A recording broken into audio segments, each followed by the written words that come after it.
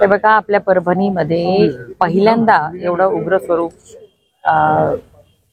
घेऊन काही आंदोलकांनी जी तोडफोड केलेली आहे, जे संविधानाचा अवमान झालेला आहे, ती घटना निंदनीय आहे। आम्ही सर्वजण त्या घटनेचा निषेध करतो। परत कधी संविधानाचा अवमान होणार नाही यासाठी प्रशासनाला सुद्धा सूचना दिलेल्या आहेत आणि असे प्रकार घडता कामा नयेत।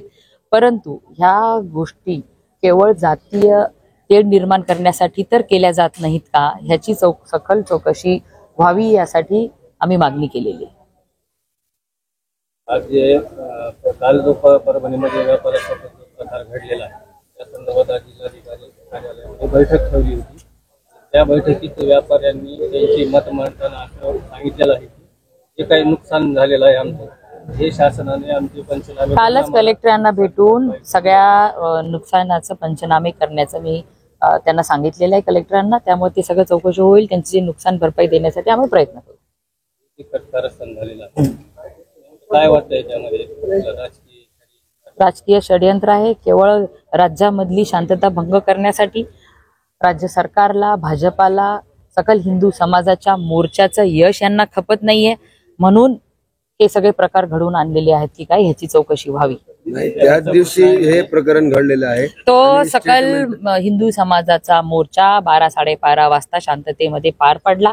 त्यानंतर रोज प्रमाणे सगळे मार्केट उघडे झालं आणि 4-4:30 वाजता हा जो प्रकार घडला, तो प्रकार ह्या मोर्चातल्याच व्यक्तीने घडवला असं स्टेटमेंट सन्मान्य फौजा खान यांनी दिलेलं आहे। हे अत्यंत चुकीचं आहे। त्यांना इथं जातीत भांडण निर्माण करण्याचा उद्देश त्यांचा दिसतोय, म्हणून याची चौकशी व्हावी, त्यांच्या गुन्हा नोंद करण्यात यावा ही माझी मागणी। आपल्याला असं वाटत नाही का की झाली की जे काही झालं त्यावर अधिकारी कंट्रोलमध्ये होते? अधिकाऱ्यांनी ते जर कमी पडले असतील, त्यांची दिरंगाई झाली असेल तर त्यांच्यावर कारवाई होईल। संविधानाच्या प्रतिकृतीचे असा अवमान होते आणि त्यात महापुरुषांच्या पुतळ्यांचा सुरक्षा अग्नीवर, याबद्दल काय सांगाल? हे बघा, हे प्रकार घडता कामा नये। संविधानाचा सर्वांनी आदर सन्मान केला पाहिजे। आम्ही सर्वजण आदरणीय पंतप्रधान नरेंद्र मोदीजी नेहमीच, देवेंद्र फडणवीस साहेब नेहमीच आणि आम्ही सर्व भारतीय जनता पार्टीचे कार्यकर्ते या देशामधला प्रत्येक जण संविधानाचा सन्मान करतो, आदर करतो। आणि असे तो तर मानसिक रुग्ण होता ज्या व्यक्तीने हा प्रकार घडला, तो प्रकार केला, त्यामुळे त्याच्यावर तर कारवाई, कायदेशीर कारवाई होईल, कठोर कारवाई झाली पाहिजे अशी आमची मागणी आहे। त्यामुळे ते होणारच आहे। हे प्रकार परत त्यांच्याकडे डॉक्युमेंट्स त्यांच्या आलेले आहेत असं कलेक्टरांनी सांगितलं। जनजागृती व्हावी दिली संविधानाच्या बाबतीत। हे बघा, भारतीय जनता पार्टीने एक कार्यक्रम हाती घेतलेला आहे, संविधान गौरव अभियान। त्या माध्यमातून आणि भारतीय जनता पार्टी अनेक वेगवेगळे कार्यक्रम संविधानाच्या गौरवासाठी घेत असतं, वारंवार घेत असतं। आम्ही आमच्या परीने प्रयत्न करतो, पण इतरांनीही केले पाहिजे। आणि ज्यांना ही शांतता भंग करायची आहे ते लोक हे असे काही 5-50 लोकांना पुढे करून करतात। उलट बौद्ध समाज एवढा शांतता प्रिय समाज आहे, नेहमी शांतीचा संदेश देणाऱ्या गौतम बुद्धांच्या शिकवणीवर चालणारा समाज आहे। ज्या डॉक्टर बाबासाहेब आंबेडकरांनी संविधान आपल्याला दिलं, त्या संविधानाचा आदर करत ते संविधानाला आचरणात आणणारा बौद्ध समाज आहे। त्यांच्याकडनं तर असं कधी होणार नाही, पण काही 5-50 लोकांना पुढं करून, काही त्यांच्या हातून चुकीचे कामं करून घेऊन त्या सगळ्या शांततेत चाललेल्या आपल्या बंदला भंग करण्याचं काम ते लोकांनी केले। अनेक लोकप्रतिनिधी कोणी उपलब्ध असताना किंवा नसताना सुद्धा भेट दिली नाही या दगडफेकीनंतर किंवा मी भेट दिली ना, काल दिवसभर मी इथे होते।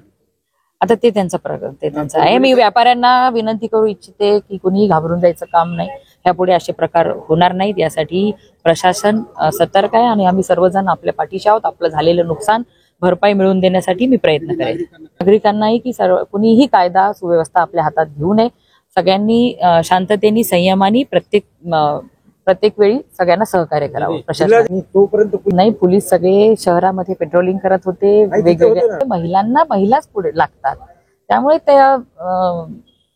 तो प्रकार घडला, पण काही हरकत नाही, यापुढे अशा प्रकार घडू नये यासाठी प्रत्येक पुतळ्यापाशी पोलीस बंदोबस्त 24 तास ठेवण्यात आला पाहिजे। मी कलेक्टरांना कालच सूचना दिलेल्या आहेत की प्रत्येक ठिकाणी पुतळ्यांचं संरक्षण झालं पाहिजे, असे अनुचित प्रकार घडले नाही पाहिजे, महामानवांचा अवमान नाही झाला पाहिजे, यासाठी आपण विशेष योजना आखा म्हणून आणि सीसीटीव्ही पण प्रत्येक ठिकाणी लावल्या जातील. अशा प्रकार परत घडणार नाही. परभणी आणि बीडच्या संदर्भामध्ये माहिती आहे तिथला जो रस्ता ते परभणीमध्ये जे काही घडलं, खरं म्हणजे एक तर संविधानाच्या संदर्भात माथेफिरू व्यक्तीने जी काही त्या ठिकाणी कारवाई केली त्याचा तर निषेधच केला पाहिजे. मात्र एक गोष्ट निश्चित आहे की तो व्यक्ती माथेफिरू आहे, एक प्रकारे ज्याला आपण ज्याच्यावर मनोरुग्ण म्हणतो अशा प्रकारचा मनोरुग्ण आहे आणि त्याला लगेच अटक झाली. अटक झाल्यानंतर इतक्या मोठ्या प्रमाणात हिंसा होणं हे काही योग्य नाही आहे. मला असं वाटतं की जे लोक भारताच्या संविधानाला मानतात आणि जे भारतरत्न डॉक्टर बाबासाहेब आंबेडकरांना मानतात अशा लोकांनी नेहमी संवैधानिक मार्ग पत्करले पाहिजेत आणि अटक झाल्यानंतर हिंसा करणं हे काही फार योग्य नाही आहे. तथापि आता तिथे शांतता आहे आणि भविष्यातही शांतता राहावी असा आमचा प्रयत्न.